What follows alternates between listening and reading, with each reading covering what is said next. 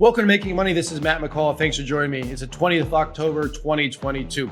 We got a friend of mine, an ex-colleague coming on, and one of the best research in the business coming up right now. Austin Root from Stansberry Asset Management is about to join us here on Making Money.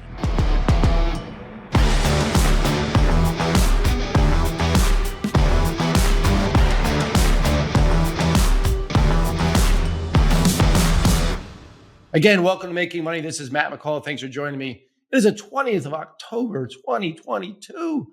Beautiful day outside. And again, a friend, an ex-colleague of mine, a guy that's been around the business as long as me. And I got to tell you, just an all-around great guy.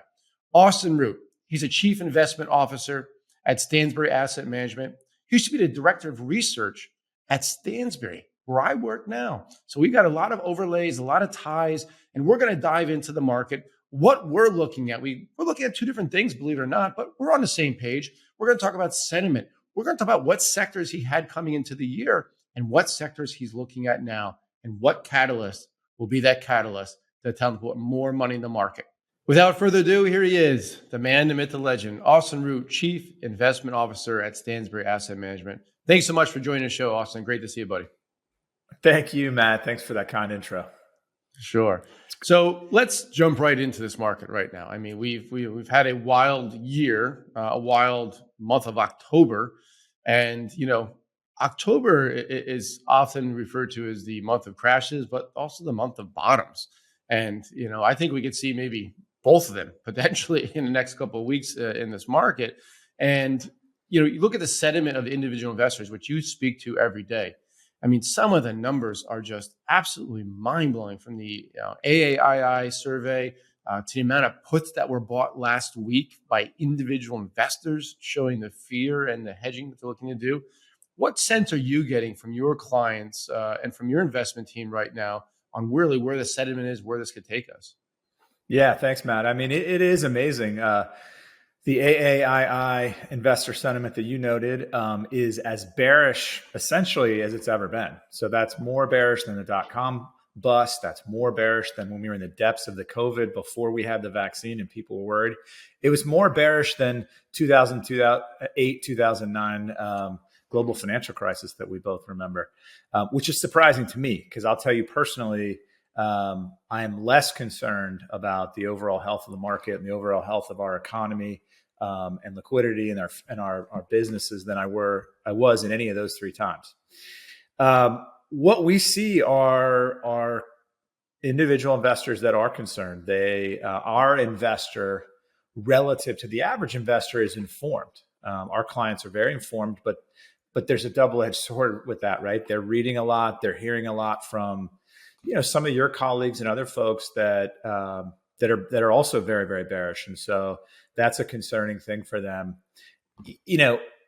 There are lots of things to be worried about, Matt, and we should probably talk about those things.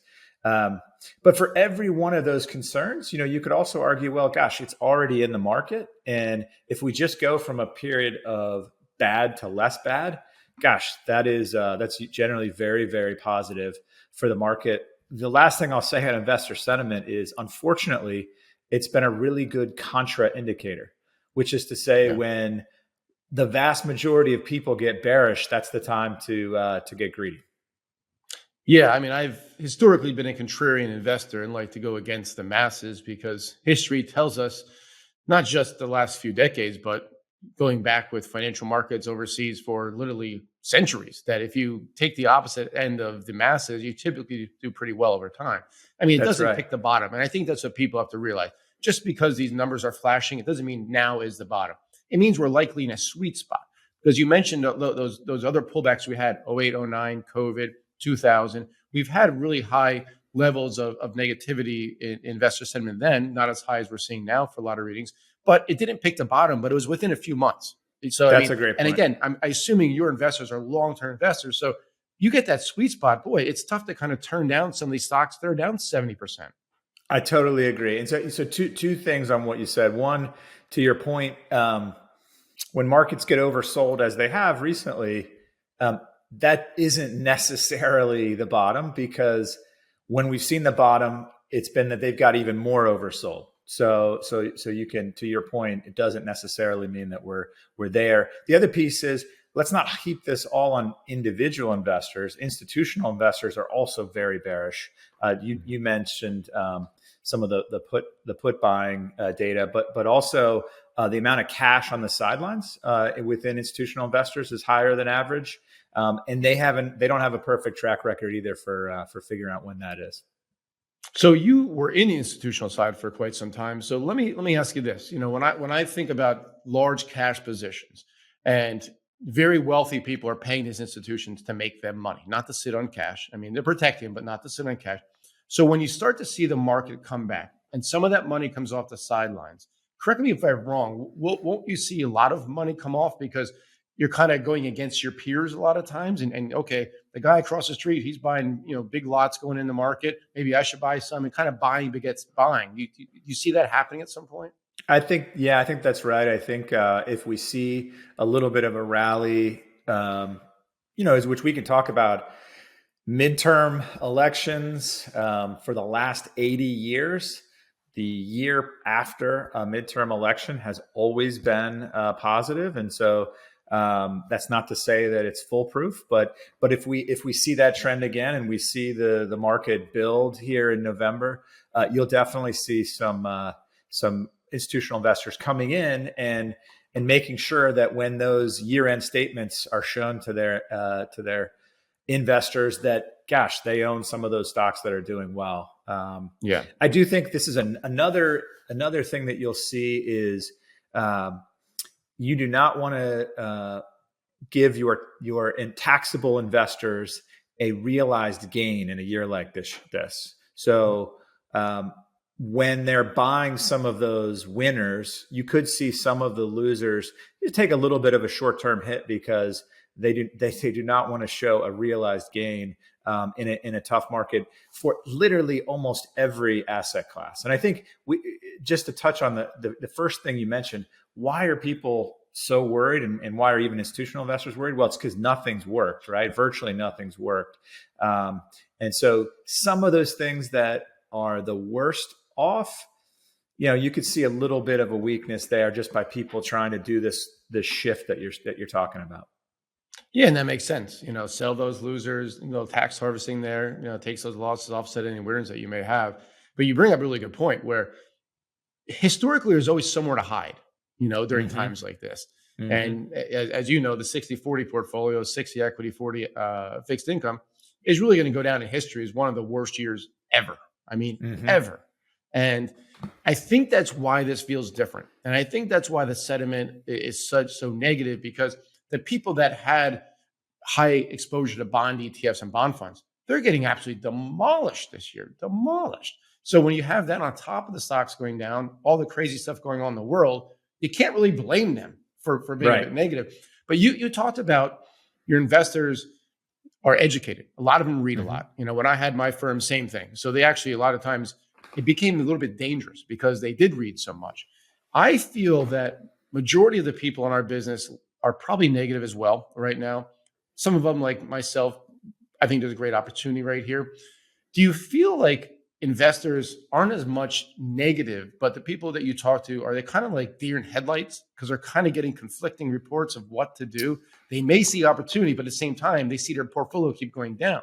And I feel like that's a really strange place to be. Yeah, Matt, I totally agree with both of those things you said. On the second one, just in terms of deer in the headlights, look, Stansberry Research has some really great editors and market analysts. But to your point, you even within your firm, you have folks on both sides of this that are saying, this is,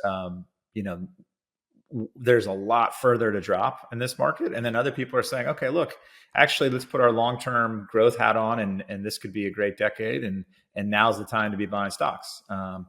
So that's a huge challenge for folks.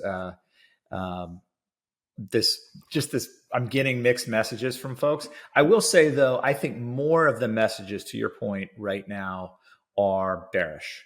And if we just think about the investment research, investment newsletter, and even mainstream media as a business, what sells? Well, generally either greed or fear. No one is greedy right now. So a lot of people are pushing those fear messages. So I just think people are getting more of that than they would in a normal environment. So, what are you doing for your clients that are calling you with that fear in their voice? I mean, I was there for 17 years. Those aren't fun calls a lot of times. So, what are you guys doing over there at SAM to kind of hedge the portfolios, of anything? Yeah, that's right. So maybe taking a step back and just saying what we can really help folks with. So having great investments is like having great ingredients when you're going to fix a meal. It's mission critical. It's the table stakes, but it's not the only thing that you need. And so the first thing we do with our clients is really make sure, first and foremost, that we've isolated and figured out some important things for investing. What are your investment goals? Are you looking to build wealth and grow your wealth over time, and therefore, or are you looking to protect what you have? Are you looking to generate current income? That's kind of the first thing. Second, what's your time horizon? So the longer we can go out and think about this, the more we can invest in things that should outperform over the long term, like some of the stocks that you and I like.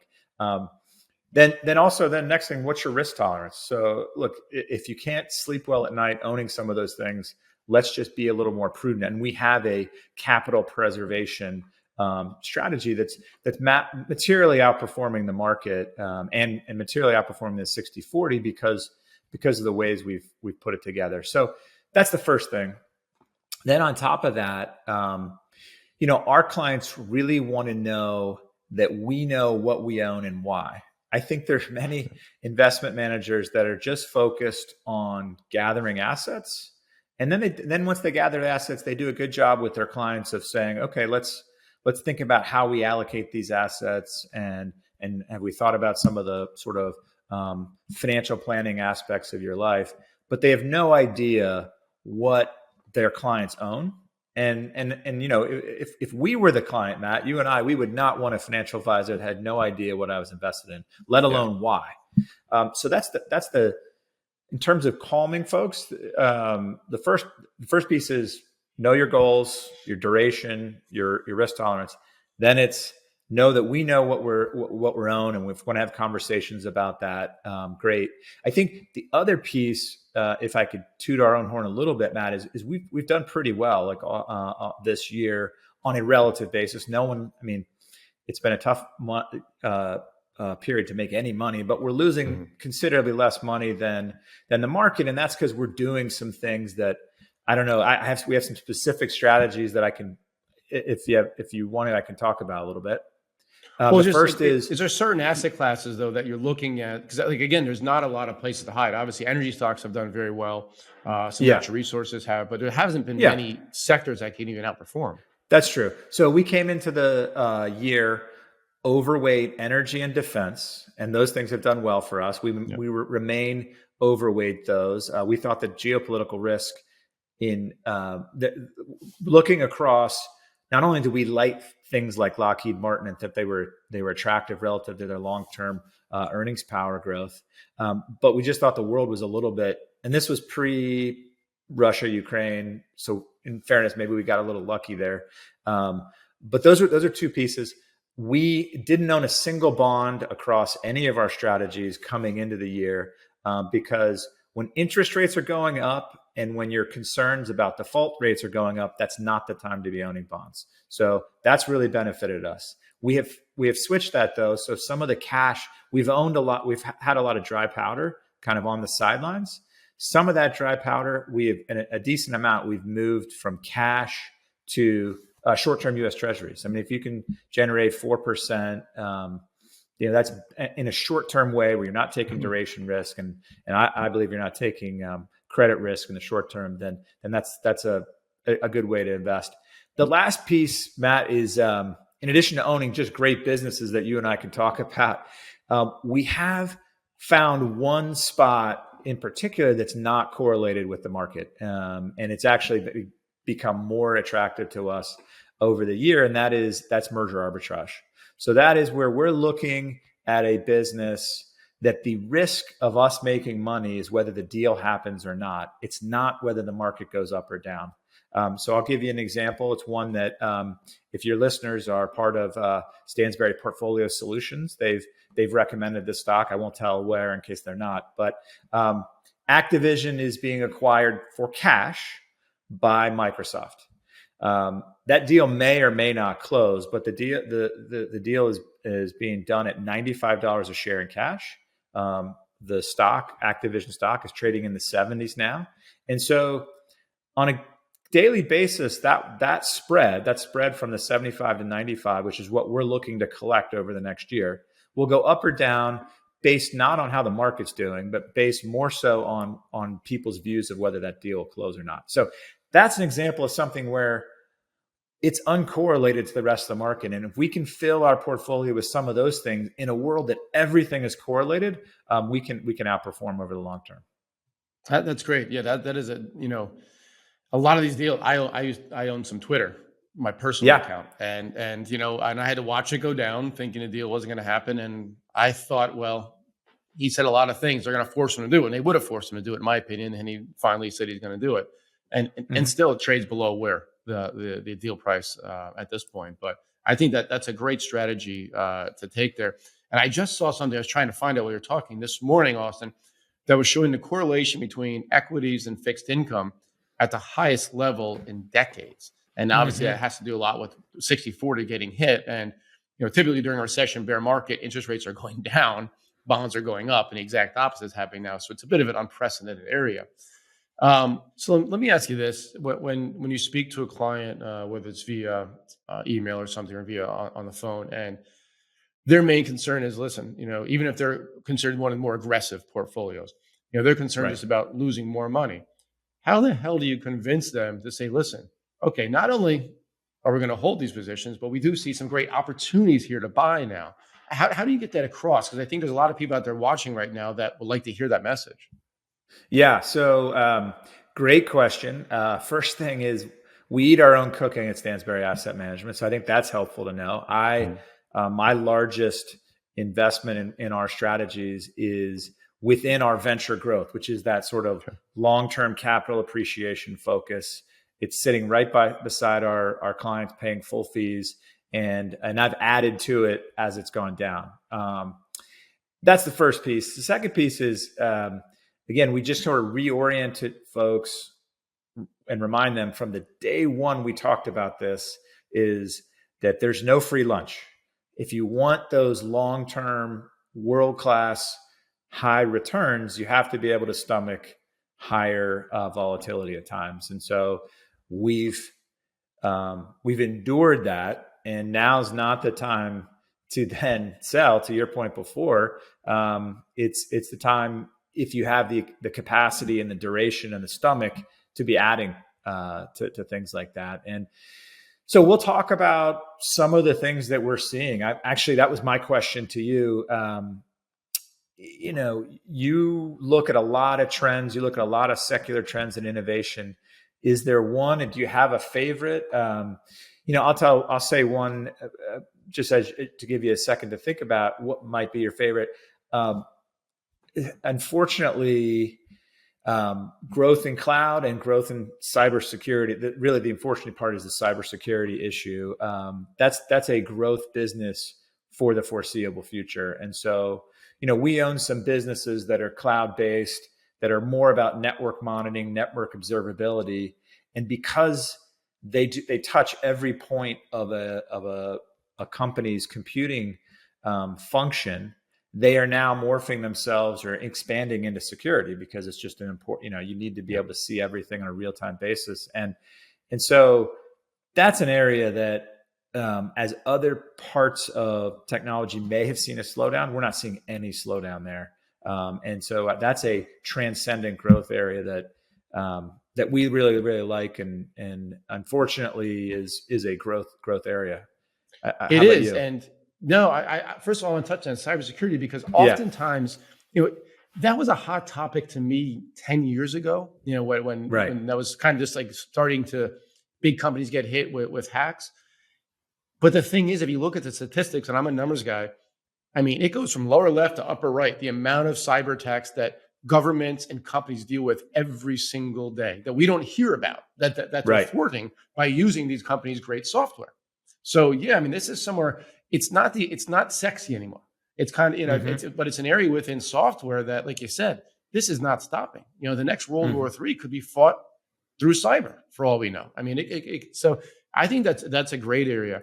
I'll give you one area that's kind of outside the realm of what I normally do, and that's nuclear energy. I think there's no way that we're going to even come close to meeting any of these net carbon goals that we have as countries, and even individual companies in areas, because it's just not going to happen. I believe in solar. I believe in wind. I just read this week that they're going to start auctioning off offshore wind off the coast of California to companies that build big wind farms out there. And that's going to continue. The problem is, it's just we don't have the grid for it yet, where nuclear energy is it's clean. It's completely clean. And you eliminate Chernobyl, which was that's a whole asterisk mess on its own. Fukushima shouldn't have been built there. And 3 Mile Island, nobody ever got sick from it. So, let's be real here. There hasn't been really many accidents. Look at how many accidents there's been in oil and gas over the years.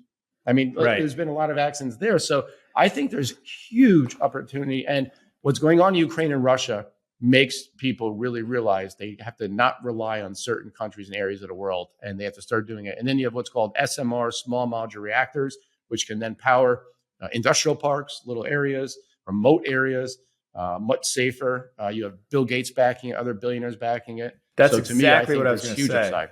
Yeah, that's exactly what I was going to say. My father-in-law worked on developing these large-scale nuclear power plants, and then the issue with is not the operational cost; those are actually very cheap, but it's the construction cost. They have to over-engineer those things because of the Chernobyls of the world. If you can get these small-scale reactors to work and work safely, golly, it's really an efficient way to generate power. Yeah, and it's one of those things too where, try to think what can be uncorrelated. That could be something that's uncorrelated to the rest of your portfolio. It should be over time. In the near term, it's considered risk on, and so you're going to see it sell off. But that's one area that I think would do well. So we'll talk a lot more at the conference. But before I let you go, I always ask every guest, you don't have to answer it, but if I send you and your family and whatever guests you want to take with you to your island of choice for 10 years, but you can't take any electronics with you, and you have one investment or one sector that you want to buy or one asset class to buy, is there one that you like, Austin, for next 10 years that you're okay putting under the mattress and walking away? One sector, investment, or asset class? Yeah, anything. It could be anything. Yeah, let's see. My gut is the cybersecurity, but I want to try to come up with something different since I just said that. I would say. I hope you're taking so much time because you have so many ideas that you just so many we have ones I don't do. Yeah. We have a lot. I'll say one that you probably haven't heard ever, but I'll tell you, it's amazing to look at the long-term stats on it. And this is the RV industry. It's a cyclical industry in terms of any one year, but every decade for the last 7 decades, there's been more RVs on the road than the previous decade. And so I had a conversation with Porter Stansberry last week, and he wants us to invest more capital for him. And he's like, look, all I want to do is buy businesses that I'm sure will be bigger, better businesses a decade from now than they are today. And that's one of them. So not necessarily the equipment manufacturers, but those businesses, Camping World is one of them, that can benefit from the ecosystem growing. If we're all, spending more time outdoors, believe it or not, you and I are on the coasts, but the middle of this country absolutely loves RVing. And again, it is a growth industry because just look at the data. Every decade, more people across the country and the world are RVing. So I'll invest in a winner like Camping World that generates an incredible return on investment. in that business, like basically becoming the AutoNation or the Yeah. CarMax of the RV world, because these are all mom and pops that they're competing against. Yeah, and I lived in Nashville for about 2 years a little while ago, and dated somebody in Kentucky, so we drive up whatever that was, that highway, can't remember the name of it, but you'd go up there and there's Camping World. I mean, and this thing was an amazing just display of RVs. And these aren't RVs like a lot of people think, cheap RVs. These are Right. extremely Oh, expensive vehicles and beautiful inside. I mean, they're beautiful. amazing. Yeah. 45 feet. And then they have these things that slide out, called slide outs. Yeah. So like the amount of square footage you can get in one of these things once everything's slid out. And I mean, they're homes. They're medium Yeah. sized homes once you get to it. Nothing So like having your home on wheels. I mean, I that's would right. actually like to do that. I'm a city guy, Oh but yeah. part of me would love to drive around the country for 6 months and just see the world, or see the country, I should say, in an RV. That's a great idea. I love that. Thank you so much. But yeah, Yeah. thanks so much for being on. And again, I'll see you next week in Boston live. I can't wait to hear your ideas. I always love listening to you, and you and your team will be up there. So I'm sure we'll get together and talk up there. So if anybody wants to meet Austin and his team in person, obviously, that's a great way to do this. And if they want more information, what's the best way to reach out to you? That's great. Yeah. So stansberryam.com is our website, and you can learn a lot of information about us on that. If you want to send us an email, you can send us an info@stansberryam.com. But again, that website has a lot of stuff. We have some videos. You can find us on LinkedIn and YouTube, but I'd say start with the website. And I guess we could say this, it's all public information. I sold Penn Financial Group, my firm, to Boston and Stansbury Asset Management. So that's how much I believe in them as well. So yes, I think if you, and Austin, people ask me all the time, Matt, can you run my money? I'm like, I don't do that anymore. Who can you recommend? Obviously, I always recommend your shop, but you think about it, there's not a lot of great financial advisors out there. Because as you mentioned earlier, for a second there, most are just selling. They don't know why they own That's it, right. what they own. They're just trying to get assets under management. Yeah, And I totally agree. Gives us a bad name. It's crazy how the financial services industry has bifurcated. There's the T. Rowe Prices that are the stock pickers, but they don't have any relationship with the end client. And then there's, not to disparage any asset manager or investment manager, but there's these wealth managers that are just using someone else's funds. Mm-hmm. It sounds novel, but you, Matt, and us at SAM, we're trying to do both. Because like we said before, our clients want to know what they own and why. They want us to know what they own and why, and build a portfolio around that. Yeah. Well, keep up the good work, you and your team. Obviously, I just met your new CEO. I had lunch with him 2 weeks ago. And I'll tell you, Awesome. I back him 100%. He was a great guy. So I'm happy to see that. But keep up the good work. And again, if anybody wants more information, please go to stansberryam.com. And again, a lot of great information there. You can reach them through them. And then somebody in Austin's team will reach out to you. Awesome, Matt. Thanks so much. It's been a pleasure, and look forward to seeing you in Boston.